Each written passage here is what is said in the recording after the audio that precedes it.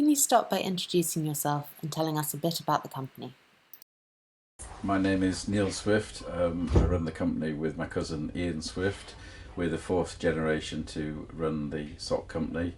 We started in 1895. That was John Alexander Swift who made socks with a man called Mr. Harriman. And when Mr. Harriman died, he had no children, so the company became J. Alex Swift, and we're pleased to say that we've been making socks ever since, and we're one of the few sock companies that are still around today. How many people work at J. Alex Swift? We have 25 people work here. The workforce has been pretty stable over the years.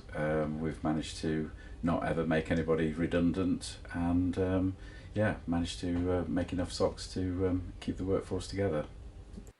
What makes a great client relationship?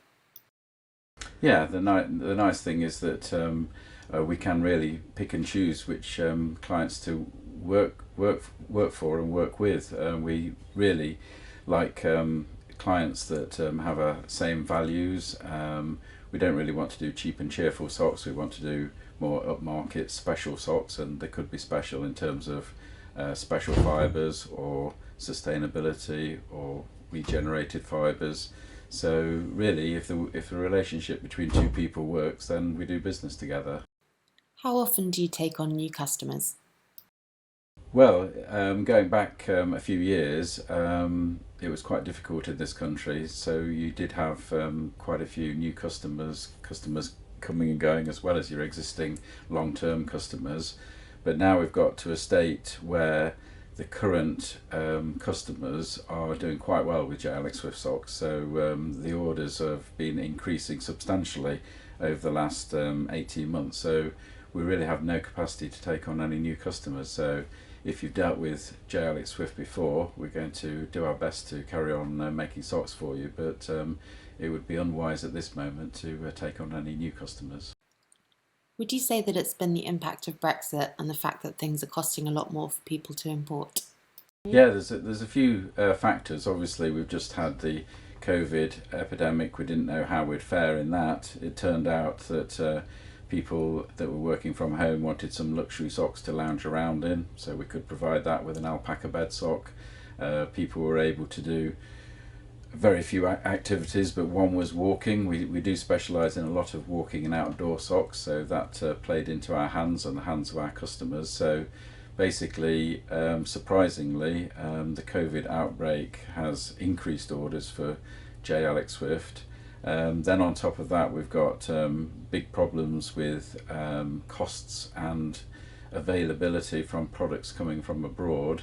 So all of a sudden, more and more people are looking to have socks made in this country, and obviously we are only a small collection of companies now around, but if somebody's going to look for socks in this country, they're almost bound to be inquiring at our door, and that factor has also the fact that people are preferring to have socks made in Great Britain rather than anywhere in the world, which they're not sure about. So all those factors have brought home lots of orders in the current climate. What do you think it is about UK-made socks that makes them that much more special?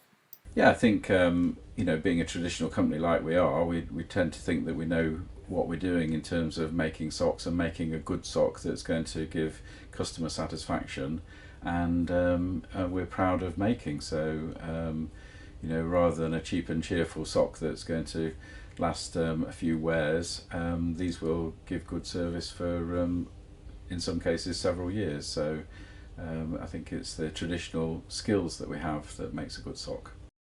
How has the sock industry changed since you started? Really, when I started, there was lots of sock factories around in Leicestershire in particular, Nottinghamshire as well, all making for chain stores, big volumes.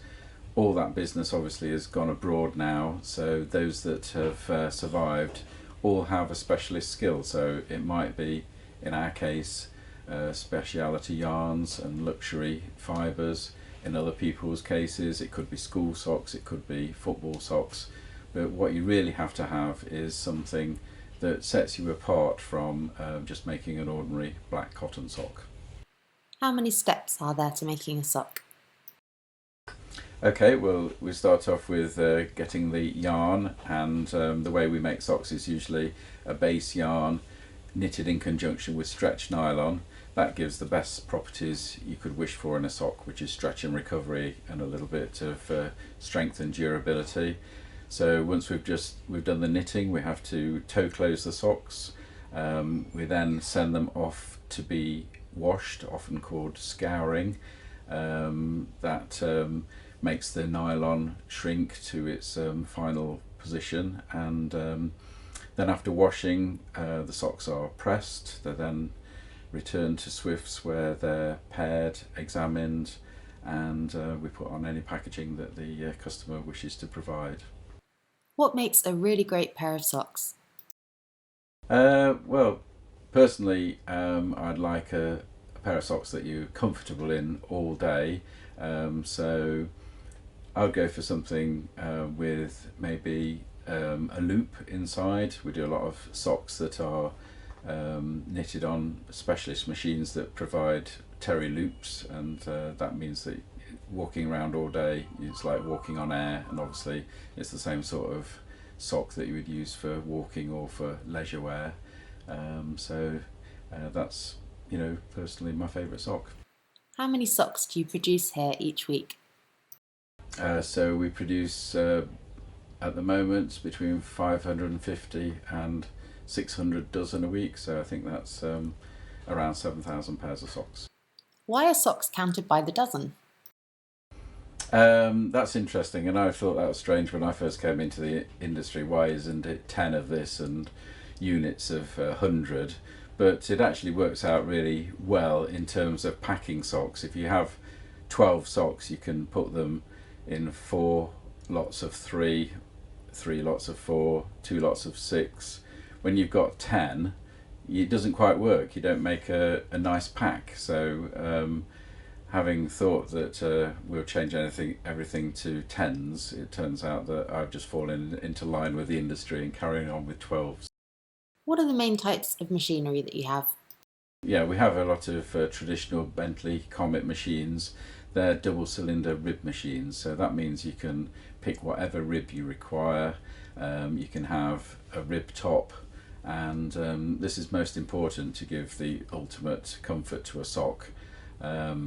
So basically, when you're showing off a nice, fancy, expensive yarn like cashmere or alpaca or mohair, you really want a traditional rib machine to do that. We do have some single cylinder machines. They go much faster. They do need a lot more elastic to make the rib top, which some people find a little bit uncomfortable. So we have most of our plant on traditional double cylinder Bentley machines, and then a small part of our plant on the finer gauge single cylinder machines. How many machines do you have of each of those models? Yeah, we've probably got about 10 single cylinder machines and about 55 double cylinder machines. Some of the latest ones are only 2 or 3 years old, and they come from Japan. So basically they're still double cylinder machines, but everything's computer programmed rather than the manual changing of size or changing of rib, which takes a long time on a traditional Comet machine. How do you ensure each pair of socks meets your high levels of quality control? We have quite a lot of employees here for what we do, so one person will empty the machines very regularly, turn each sock inside out, check for faults, and when it's okay, they will actually put it into a bundle which will go to the next process. Many companies would have night shifts, 24-hour working, not much supervision, not much checking, and in that way you get a lot of socks that you really maybe don't want. And we find it better to just work the days with constant checking of the socks by the knitters to ensure that we try not to waste too much yarn and too much fabric. What do you think is the biggest opportunity for British-made socks in the coming years? Yeah, well, there definitely is a big opportunity, and I would really like some sort of factories to either start up or expand. This is because suddenly it's becoming more difficult, more unpredictable to get items from the other side of the world, and also the cost of getting items from the other side of the world has just ballooned out of all proportion. So I think if we have the skills, we would be well placed to increase production in this country. Is that something that J. Alex Swift could potentially be directly involved with? Um, for us, it's quite a new experience being so popular and having such a full order book.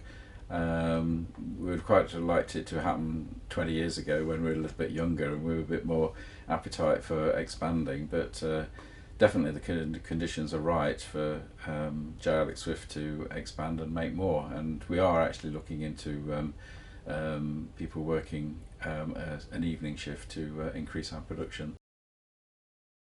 Thank you so much, Neil. You're most welcome.